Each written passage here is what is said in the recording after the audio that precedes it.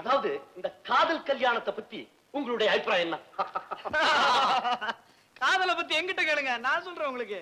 அதுங்கிட்ட போய் கேக்குறீங்களே, அது கிழா.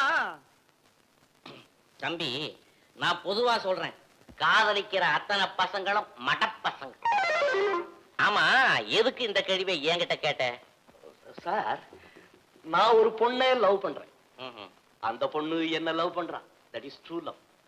அவளையே கல்யாணம் பண்ணிக்கணும்னு நான் விரும்புறேன். என்னையே கல்யாணம் பண்ணிக்கணும் அவ விரும்புறான். இந்த கல்யாணத்துல யாருடைய துணையும் இல்லாம நானே முயற்சி பண்ணி முடிச்சுக்கலாம்னு நினைக்கிறேன்.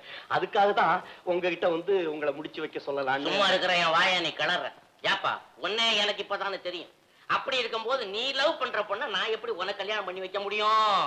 சார், அதை நான் எப்படி சொல்ல? ஐயோ, சொல்லட்டுமா சார்? சார் சொல்லட்டுமா? சார் சொல்லட்டுமா? சொல்லிடுவேன் சார்.